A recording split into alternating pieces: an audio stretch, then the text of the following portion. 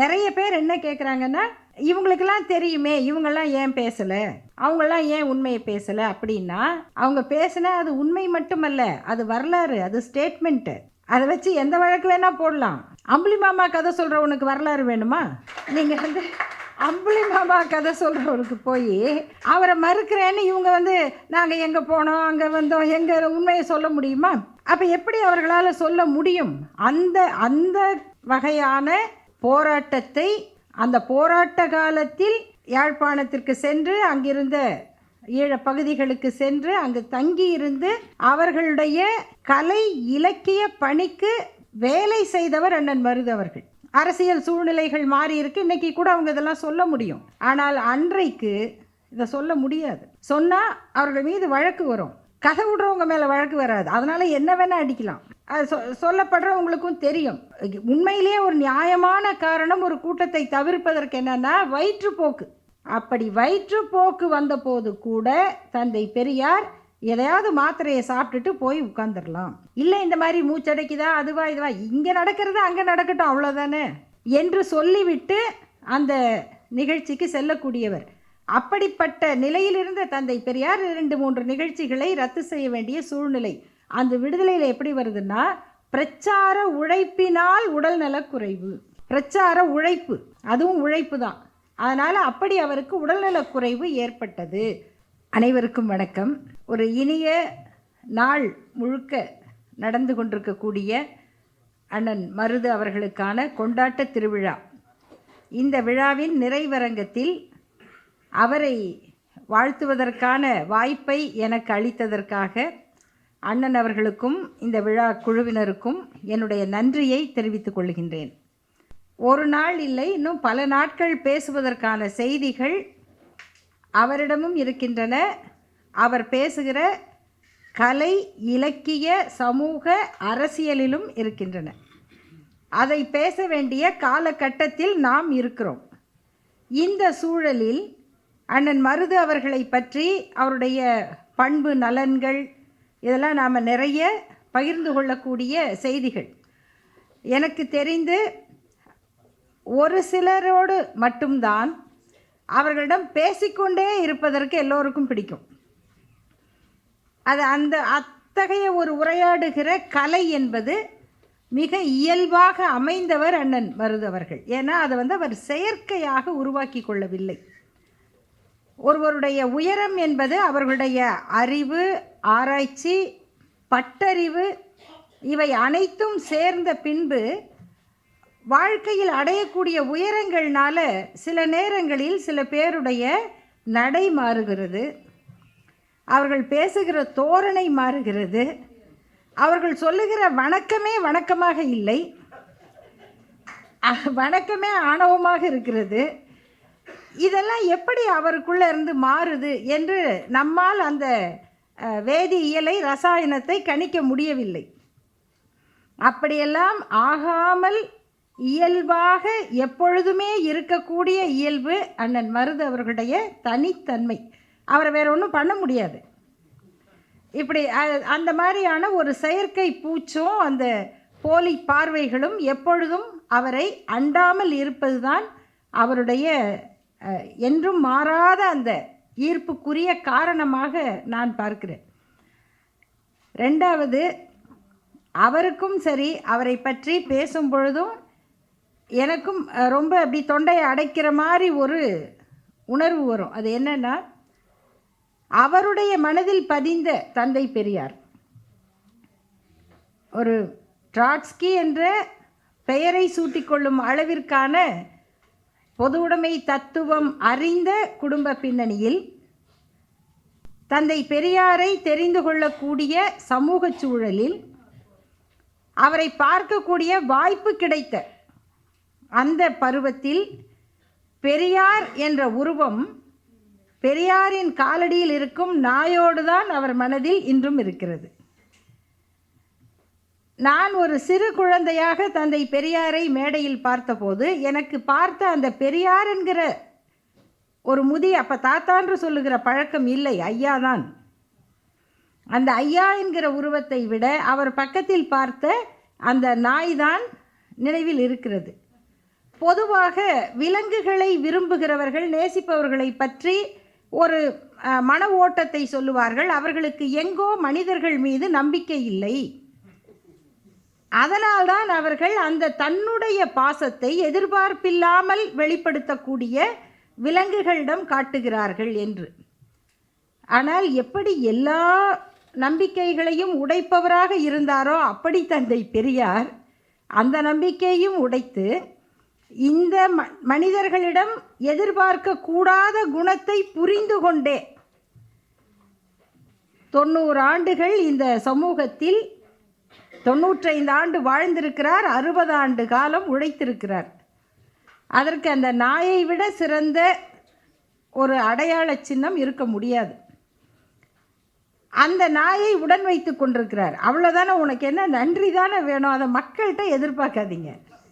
அதற்கு அவரே விளக்கமும் சொல்லுகிறார். நன்றி என்பது பலனடைந்தவர்கள் காட்ட வேண்டிய பண்பே தவிர உதவி செய்தவன் எதிர்பார்ப்பதல்ல. இப்படி சொன்ன ஒருவர் அவர்தான். உதவி செய்தவன் நினைச்சு கொண்டிருக்க கூடாது. பலன் அடைந்தவர்கள் காட்ட வேண்டிய உணர்வுக்கு பெயர்தான் நன்றி. ஆக நன்றி என்பதை எதிர்பார்க்க கூடாத சமூக பணியை செய்து கொண்டு அந்த நன்றிக்கும் நட்புக்கும் இலக்கணமான ஒரு உயிரை தன்னோடு வைத்து கொண்டிருந்த அந்த தந்தை பெரியாரின் குணம், அதனை அண்ணன் மருது அவர்களுடைய ஓவியத்தில் எங்கே பார்த்தாலும் அந்த நாய்க்கு ஒரு தனி இடம் உண்டு.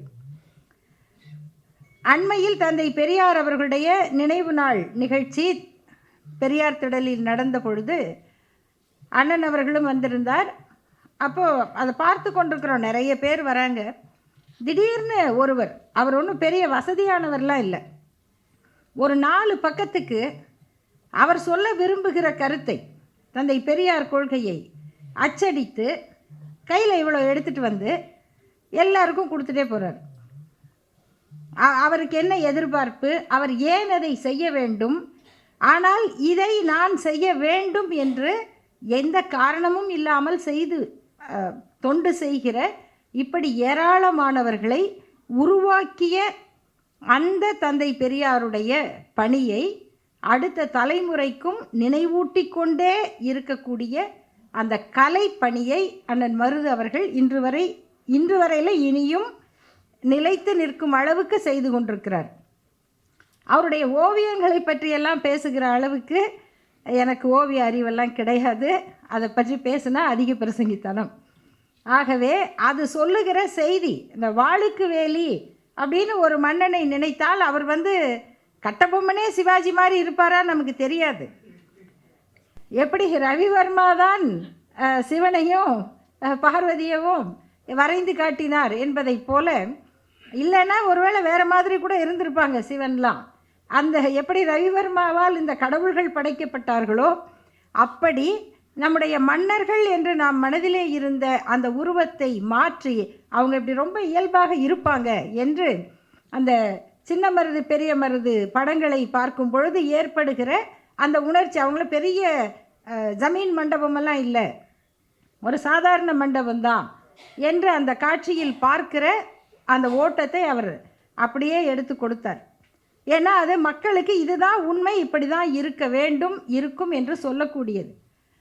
அப்புறம் ஒரு கலைஞராக இருந்து கொண்டு இந்த கள போராளியாக வாழ்வது என்பது எல்லோருக்குமான ஒரு வாழ்க்கை அல்ல. எனக்கு தெரிந்த ஒரு சிலர் தான் அப்படி இருந்திருக்கிறார்கள். அண்ணன் மறைந்த ஓவியர் சந்தானம் அவர்கள், அவங்க வீட்டுக்கு போனாலும் எப்பொழுதும் நம்ம ஏதோ ஒரு வேலைக்காக போயிருப்போம், ஆனால் அங்கே போனால் ஒரு 10 பேரை பார்ப்போம். அந்த 10 பேரும் முக்கியமானவர்களாக இருப்பார்கள். ஆனால் அவர்கள் அவ்வளவு பேரும் அவ்வளோ எளிமையாக இருப்பார்கள். இங்கு இந்த கூட்டமே அப்படி தான் நான் பார்க்குறேன். நண்பர் பொன்னையா விவேகானந்தன், அவர் என்ன ஞாபகம் இருக்கா அப்படின்னு கேட்குறாரு. ஏன்னா அவர் கனடாவிலேருந்து வந்திருக்கிறார். அவர் 82, 83, 85 வரை இங்கு பச்சையப்பன் கல்லூரியில் படித்தவர். அப்போ நாங்கள் எல்லாம் பல நிகழ்ச்சிகளில் ஒன்றாக கலந்து கொண்டோம், போராட்டங்களில் கலந்து கொண்டோம். அதுக்கப்புறம் அவரை ஒரு 20 ஆண்டு கழித்து நான் கனடாவில் பார்த்தேன், 2002. அப்பொழுது அவர் வானொலி நிகழ்ச்சி நடத்தி கொண்டிருக்கிறார், அங்கே வைத்து பேட்டி எடுத்தார். இப்போ 22 ஆண்டுகள் கழித்து அவரை பார்க்கிறேன். இப்போ கேட்குறாரு என்ன ஞாபகம் இருக்கா அப்படின்னு. அது எப்படி உங்களை மறக்க முடியும்? அங்கிருந்து வந்து கிட்டத்தட்ட 42 ஆண்டுகள், 20 ஆண்டுகள் இடைவெளியில், 22 ஆண்டு இடைவெளியில் பார்க்கிறோம். ஏனென்றால் அந்த இணைப்பு புள்ளி அண்ணன் மருதாக இருக்கிறார். அதுதான் வியப்பு. நம்முடைய ஐஏஎஸ் பாலகிருஷ்ணன் அவர்கள் இன்றைக்கி வந்து இந்திய வரலாற்றை புரட்டி போட்ட ஆராய்ச்சி அவருடைய ஆராய்ச்சி. ஆனால் ரொம்ப அன்அசியூமிங் அப்படின்னு சொல்லுவோம். நாங்கள் பெரிய அறிவாளி, நாங்கள் இதை செய்கிறோம் அதை செய்கிறோம் அப்படியெல்லாம் இல்லாமல், அப்படியே அந்த மக்களோடு வாழ்கிற அந்த அந்த பண்போடையே நாம் அவர்களை பார்க்கிறோம். ஏன்னா இதுதான் இந்த இயக்கம் கொடுத்தது, தந்தை பெரியார் கொடுத்த அந்த வரலாற்று அறிவின் வெளிப்பாடு. இங்கு பேசிய தோழர் திருமுருகன் காந்தி அவர்கள் குறிப்பிட்டார்கள். என்னென்னா, நமக்கு வந்து அந்த ஒரு கலையை விமர்சனத்தை வளர்க்கக்கூடிய சில அமைப்புகள் இல்லை. உண்மைதான். ஆனால் இப்போ தான் நம்ம வந்து வீட்டுக்கு ஒருத்தர் படிச்சிருக்காங்க, வேலைக்கு போகிறாங்க, அதனால் சாப்பாட்டுக்கு கஷ்டம் இல்லை என்கிற நிலையை இப்போ தான் அடைஞ்சிருக்கிறோம். அதைத்தான் இத்தனை ஆண்டுகள் திட்டமிட்டு சாதித்திருக்கிறோம். ஆனால் இந்த நேரத்தில் அடுத்த கட்டத்தை உருவாக்க வேண்டியது நம்முடைய கடமை. அதை அறிவுலகத்தின் வளர்ச்சி செய்து தீர வேண்டும். அண்ணன் மருது அவர்களிடம் பேசும்பொழுது எனக்கு நிறைய எண்ணங்கள் தோன்றும். ஒன்று மட்டும் சொல்லுகிறேன். இந்த ஜான்சன் பாஸ்வெல் உறவு பற்றி சொல்லுவாங்க. அது மாதிரி அவர் என்ன திட்டினாலும் என்ன எரிஞ்சு விழுந்தாலும் பாஸ்வெல் வந்து அவரோடையே சுற்றி கொண்டிருப்பார் அப்படின்னு. அப்படி யாராவது அண்ணன் மருது அவர்களோடு கூடவே இருந்து இவர் பேசுவதையெல்லாம் பதிவு செய்ய வேண்டும், எழுத வேண்டும். ஏன்னா ஒரு சொல் கூட, ஒரு தேவையற்ற சொல்லோ, அவர் எதை சொன்னாலும் அதில் ஒரு அரசியல் செய்தி இருக்கும். இதை போல சில கருத்துக்கள் பேசும்பொழுது அந்த மாதிரி ஒரு விமர்சன அமைப்பில் ஒரு கலை இலக்கியத்தை ஆய்வு செய்கிறவங்க அறிஞர்களாக இருக்காங்க. ஆனால் அவங்க வந்து நம்மக்கிட்டலாம் பேச மாட்டாங்க, நம்ம பேசுகிறத ஒத்துக்கவும் மாட்டாங்க. அப்படி இல்லாமல் மக்களோடு பேசக்கூடிய அந்த ஆய்வு கூடங்கள் வேண்டும் என்ற பேச்சு வரும்பொழுது அவருக்கு நினைவிருக்குதா இல்லையான்னு தெரியாது. அப்போ சொன்னார், நமக்கு வந்து சில இது இல்லைங்கிறத ஒத்துக்கணும். எப்படின்னா, அலெக்சாண்ட்ரியா மாதிரி ஒரு இடம், அது அலெக்சாண்டர் உருவாக்கினார். அங்கே அவ்வளவு கலைகளுக்கும் ஆய்வுகளுக்கும் அறிவியலுக்கும் இடம் வச்சு உருவாக்கப்பட்ட ஒரு இடம். அந்த மாதிரி ஒரு இடம் இல்லை நமக்கு. அது மாதிரி நல்ல சிற்பங்கள் இருக்குது, நல்ல ஓவியங்கள் இருக்குது, நல்ல இலக்கியங்கள் இருக்குது. ஆனால் மைக்கேல் ஆஞ்சலோ மாதிரி ஒருவர் வர்றதுக்கு இங்கே அப்போ சூழல் இல்லையா, இல்லை அப்படி வாய்ப்பு இல்லையா? அப்போ இந்த மாதிரியான கேள்விகள் தான் அடுத்த தலைமுறையை சிந்திக்க வைக்கும். நாங்கள் சேர்ந்து ஒரு முயற்சி செய்து தம்பி இனியன் அவர்களும் மற்றவர்களும் குழந்தைகளுக்கான கதைகளை உருவாக்க வேண்டும், அதை வண்ண ஓவியங்களாக புத்தகங்களாக வெளியிட வேண்டும் என்று நினைத்தோம், பேசினோம், திட்டமிட்டோம். இன்னும் அது செயலுக்கு வரல. ஆனால் அதற்கு வேண்டிய முயற்சிகளை செய்ய வேண்டும் என்று நினைக்கும் போது எல்லோருக்கும் நினைவுக்கு வந்த பேர் ஓவியர் மருத கேளுங்க. ஏன்னா அவர்தான் இன்றைக்கு அந்த குழந்தைகளுக்கான ஓவியங்களை வரையக்கூடியவர். இப்போ குழந்தைங்களுக்கு என்ன இல்லை, நம்ம பேசுகிறோம், நம்ம குழந்தைங்க சொன்னால் கேட்க மாட்டேங்குது, கருத்தை கேட்க மாட்டேங்குது, கொள்கையை கேட்க மாட்டேன், அப்படியெல்லாம் இல்லை. அவங்க கேட்கணுன்னே அவசியம் இல்லை. அவங்க காதில் படுற மாதிரி நம்ம பேசிக்கிட்டு இருந்தாலே போதும். எப்போ பேசணுமோ அவங்க பேசுவாங்க, அவங்களுக்கு அது தெரியும். அவங்களுக்கு இந்த மாதிரி கூட்டத்தில் கூட்டிகிட்டு வந்து உட்கார வச்சு நம்ம உரையாற்றினா பிடிக்காது. அவங்களுக்கு நம்ம என்ன பேசுவோன்னு தெரியும். அப்புறம் இல்லை, அவங்க இதையே தானே வீட்டில் கேட்டுக்கிட்டு இருக்கோம், அதையே கேட்குறதுக்காக இங்கேயும் கூட்டிகிட்டு வரீங்க அப்படின்னு தான் கேட்பாங்க. அப்போ அவங்க உலகம் வேறையாக இருக்குது, அவங்க படிக்கிறதே இல்லை. அப்படின்னு அவங்க ஹாரி பாட்டர் படிக்கிறாங்க, இவ்வளோ பெரிய புத்தகம். ஹாரி பாட்டரே பழசு, இப்போ நான் சொல்கிறதே பழசு. இன்றைக்கி அடுத்து அவங்க படிக்க இவ்வளவு பெரிய புத்தகங்களை படிக்கிறாங்க. அப்போ அவங்க படிக்கிறாங்க, அவங்க படிக்கிற வடிவத்தில் நம்ம கருத்தை கொடுப்பதில்லை. அப்படின்னா அதை கொடுக்கணும். இல்லைன்னா வண்ணமாக கிருஷ்ணா வராரு, ராம் வராரு, சோட்டா பீம் வராரு, அவங்க வந்து காட்சி வடிவத்திலும் வராங்க, கருத்து புத்தக வடிவத்திலும் வர்றாங்க. அப்போ நம்ம கருத்து எப்படி அந்த குழந்தைக்கு வெறும் உரையாடல்கள் மூலம் மட்டுமே போய் சேர முடியாது என்பதில் அது அடுத்த தலைமுறை குழந்தைகளுக்கு முழுமையாக சென்று சேர வேண்டும் என்கிற முயற்சி அண்ணன் மருது அவர்களுடைய ஒரு தீவிரமான முயற்சி. அது முழுமையாக வெற்றி அடைய வேண்டும். அப்போ தான் நம்ம அடுத்த தலைமுறையை நம்ம தக்க வைக்க முடியும். இன்றைக்கி நடந்து கொண்டிருக்கக்கூடிய அரசியல் சூழல் என்னன்னு நம்ம பார்த்துக்கிட்டு இருக்கோம். அது ஒரு பக்கம் நல்லா நடக்குது, நல்லா ரொம்ப ஜோராக நடக்குது. அப்போ நிறைய பேர் கேட்குறாங்க, ஐயா நெடுமாறன் அவர்கள் இருக்கிறார்கள், அவங்கெல்லாம் இப்போ அண்மையில் ஒரு அறிக்கை வெளியிட்டிருக்காங்க. நிறைய பேர் என்ன கேட்குறாங்கன்னா, இவங்களுக்கெல்லாம் தெரியுமே, இவங்கெல்லாம் ஏன் பேசலை, அவங்களாம் ஏன் உண்மையை பேசலை அப்படின்னா, அவங்க பேசினா அது உண்மை மட்டுமல்ல, அது வரலாறு, அது ஸ்டேட்மெண்ட்டு. அதை வச்சு எந்த வழக்கு வேணால் போடலாம். அம்புலி மாமா கதை சொல்கிறவனுக்கு வரலாறு வேணுமா? நீங்கள் அம்புலி மாமா கதை சொல்கிறவனுக்கு போய் அவரை மறுக்கிறேன்னு இவங்க நாங்கள் எங்கே போனோம், அங்கே வந்தோம், எங்கள் உண்மையை சொல்ல முடியுமா? அப்போ எப்படி அவர்களால் சொல்ல முடியும்? அந்த அந்த வகையான போராட்டத்தை அந்த போராட்ட காலத்தில் யாழ்ப்பாணத்திற்கு சென்று அங்கிருந்த ஈழப் பகுதிகளுக்கு சென்று அங்கு தங்கியிருந்து அவர்களுடைய கலை இலக்கிய பணிக்கு வேலை செய்தவர் அண்ணன் மருது அவர்கள். இது சாதாரணம் இல்லை. அந்த செய்தி, அவர் வாழ்க்கை தருகிற அந்த செய்தி ரெண்டு பொய்யை உடைக்கும். ஒன்று, ஒருவேளை அவர்கள் தமிழ் ஈழம் என்று விடுதலை ஆகி அந்த இடத்துல ஒரு சுதந்திரமான நாடு அமைந்து அந்த குழந்தைகளுக்கு பாடத்திட்டம் வைக்கப்பட்டிருக்குமானால் அந்த பாடத்திட்டத்தை உருவாக்குகிற பணிக்கு பெரியாரின் பிள்ளையாக மருதுவையும் கவிஞர் இன்குலாப்பையும் அழைத்தவர்கள் தந்தை பெரியாருக்கு எதிரானவர்களாக இருக்க முடியுமா? பாடத்திட்டத்துக்கு வேற வேலைக்கு இல்லை, பாடத்திட்டம் எழுதுவதற்கும் குழந்தைகளுக்கு எப்படி கலை இலக்கியத்தை சொல்லி கொடுக்கணும் என்பதற்கும் அண்ணன் மருது அவர்கள் இன்னும் அந்த அந்த நிகழ்ச்சிகளை சொல்லும் பொழுது அவ்வளவு உணர்ச்சியோடு சொல்லுவார். ஏன்னா அது வாழ்க்கை. நம்ம என்ன கதவசனம் எழுதுகிறோம், டாக்குமெண்ட்ரி. அப்போ அவர் சொல்கிறார், கவிஞர் இன்குலாப் அவர்கள் சென்று அவங்களும் அவ்வளோ நாள் அங்கே தங்கி இருந்து அவ்வளோ இலக்கிய பயிற்சி இதெல்லாம் அவங்க கொடுத்து கடைசியாக உண்மையாகவே புகைப்படம் எடுத்துக்கொண்ட போது அந்த புகைப்படத்துக்கு அண்ணன் நிறைய புகைப்படங்கள்லாம் எடுத்திருக்காங்க. ஆனால் அது கவிஞர் என்ன ரொம்ப நானே சென்சார் பண்ணிக்க வேண்டியிருக்கு.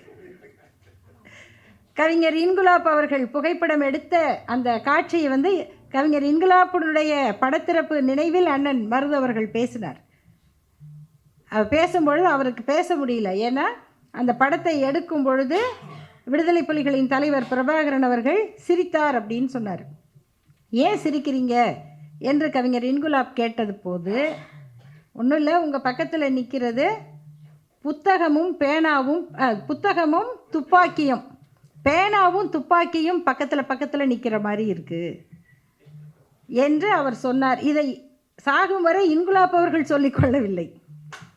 அவர் படத்திறப்பில் அண்ணன் மருது அவர்கள் சொன்னார், பேனாவும் துப்பாக்கியும் பக்கத்தில் நிற்பது போல் இருக்கிறது, உங்களோடு நான் இருந்து புகைப்படம் எடுப்பது. இப்போ இதெல்லாம் இன்னைக்கு அரசியல் சூழ்நிலைகள் மாறி இருக்கு, இன்றைக்கி கூட அவங்க இதெல்லாம் சொல்ல முடியும். ஆனால் அன்றைக்கு இதை சொல்ல முடியாது.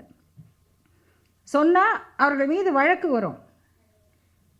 கதை விடுறவங்க மேலே வழக்கு வராது. அதனால் என்ன வேணால் அடிக்கலாம். அது சொல்லப்படுறவங்களுக்கும் தெரியும். அப்படி ஓவியர்கள் அல்லது கலைஞர்கள்னு சொன்னால் அவ்வளோ ஒரு நாசுக்கானவங்க. அவங்க சட்டையில் அழுக்குப்படக்கூட விரும்ப மாட்டாங்க. இப்படி போய் கிடந்து அந்த மண்ணில் இருந்து இருப்பமா இல்லையா, எந்த பக்கம் குண்டு அடிக்குது, எங்கேருந்து வெடி போடுறான் தெரியாது, அந்த சூழலில் வாழ்ந்துவிட்டு வந்த ஒரு கலைஞர் இன்றைக்கு நம்மோடு இருந்து இந்த சமூகத்திற்கான பணிகளை தன் வாழ்க்கையோடு இணைத்து, இதுதான் வாழ்க்கை, வேறு என்ன தனி வாழ்க்கை பொது வாழ்க்கை ஏதாவது இருக்கா? கொள்கைதான் வாழ்க்கை, வாழ்க்கை தான் கொள்கை. இதுதான் இன்றைக்கு நாம் சந்தித்து கொண்டிருக்கக்கூடியது. இதில் எதுவுமே தனி வாழ்க்கையில். இப்போ சொன்னார், எனக்கு இப்படி ஆச்சு, அது என்ன ஒரு, நம்ம எல்லாம் பகுத்தறிவாளர்கள். அதனால் பயப்படுறது கிடையாது. அது மட்டும் இல்லை, இந்த மாதிரி உடம்புக்கு ஒன்று வந்தது அப்படின்னு சொன்னால், நான் எனக்கு ஒரு சின்ன பிரச்சனை வந்தது, அது சொன்னேன். அப்போ தான் அண்ணன் சொன்னார், இதே மாதிரி இப்படி எனக்கு ஒன்று வந்தது. ஓ அப்படியா, ஓ உங்கள் வீட்லேயும் ஸ்வீட் சாப்பிட்டீங்களா அப்படிங்கிற மாதிரி இதை பரிமாறிக்கொள்வதற்குள்ளே அப்புறம் தான் தெரிந்தது நண்பர் விஜயசங்கர் வந்திருக்கார். அவர் அவ்வளவு பெரிய பிரச்சனையை எதிர்கொண்டு அதை என்னமோ கட்டுரையாக எழுதி தள்ளுறார். படிக்கிறவங்களாம் ஏதோ மருத்துவ விஞ்ஞான ஆய்வு கட்டுரை மாதிரி படிச்சுட்டு எனக்கு சொல்கிறாங்க, பாருங்கள் இப்படி ஒருத்தர் எழுதியிருக்காரு அப்படின்னு. என்ன நோய் வந்து எனக்கு வந்தது, பிரச்சனை அவருக்கு வந்தது, மிகப்பெரிய கொடிய ஒரு சிக்கல் அவருக்கு வந்தது. ஆனால் அதை எதையுமே இது எனக்கானது மட்டுமல்ல, இதை சொன்னால் இது பல பேருக்கு பயன்படும், அதுதான் நம்முடைய வாழ்க்கை. இப்படியாகத்தான் தந்தை பெரியாருடைய வாழ்க்கையை பற்றி எழுதும்போது ஒரு 40களில் விடுதலை ஏட்டில் வருது.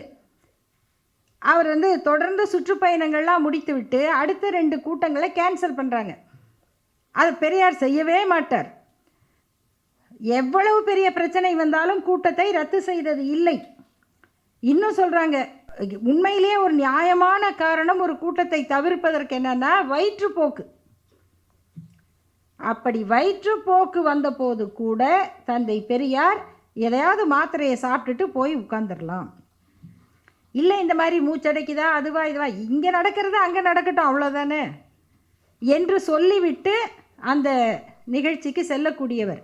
அப்படிப்பட்ட நிலையிலிருந்த தந்தை பெரியார் 2-3 நிகழ்ச்சிகளை ரத்து செய்ய வேண்டிய சூழ்நிலை.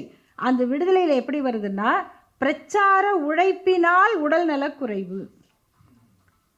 பிரச்சார உழைப்பு, அதுவும் உழைப்பு தான். அதனால் அப்படி அவருக்கு உடல்நலக்குறைவு ஏற்பட்டது. இப்படிப்பட்ட அந்த வரலாற்றின் தொடர்ச்சியாக இருக்கிற அண்ணன் மருது அவர்கள் இன்னும் அடுத்த தலைமுறைகளுக்கு பல பேரை தயாரிக்கணும்னா அவருக்கு பல பேர் உதவி செய்யணும். நம்முடைய தம்பி இனியனை போல இன்னும் பல பேர் ஒரு இயக்கமாக அமைப்பாக அந்த குழந்தைகளை சென்று சேரக்கூடிய செய்திகளுக்கு அவரை பயன்படுத்தி நாம் கொண்டு சேர்க்க வேண்டும். அப்புறம் கடைசியாக அவரிடம் வந்து நான் ஒரே ஒரு கோரிக்கை வைத்தேன். அதுக்கு வந்து எனக்கும் இன்னும் நேரம் இல்லை, அவருக்கும் நேரம் இல்லை.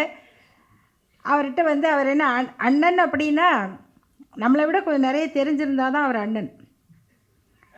ஆனால் அவர் வந்து என்சைக்ளோபீடியா, சாதாரண இல்லை, என்சைக்ளோபீடியா. என்ன வேணால் கேட்கலாம், என்ன வேணால் கேட்கலாம். ஒரு அந்த மாருதி அவர்கள் ஓவியம், மணியம் செல்வன் ஓவியம், இதெல்லாம் அப்போ நீங்கள் என்னன்னு சொல்லுவீங்க?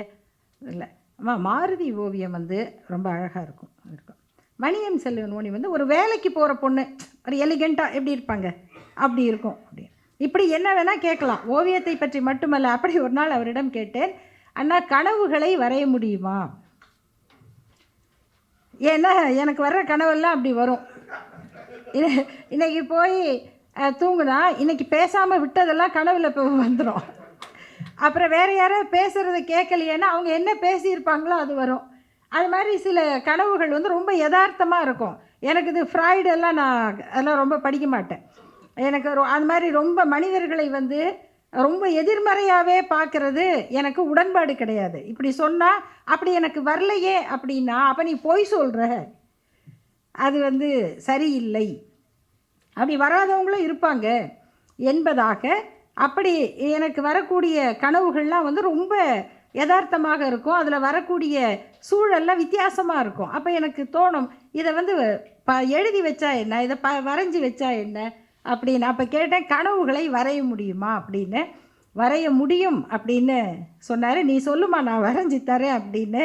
அப்படி ஒரு வாய்ப்பும் நேரமும் அமையும் பொழுது அந்த கனவுகள் அவருடைய வண்ணத்தில் வர வேண்டும் என்பது என்னுடைய ஆசை. இவ்வளவு பெரிய ஒரு போராட்ட வாழ்க்கையை கலையோடு நடத்துகிற அவருக்கும் அவருடைய இந்த வாழ்க்கையின் இயல்பு கொஞ்சம் கூட தடம் மாறாமல் செல்கிற அணையாக அவரை காத்து நிற்கிற அண்ணி அவர்களுக்கும், ஏன்னா இப்படி ஒரு வாழ்க்கை அமைப்பு, வாழ்க்கை இணையர் கிடைப்பது தான் வந்து ஒரு கலைஞருக்கு வேண்டிய மிக முதன்மையான தேவை.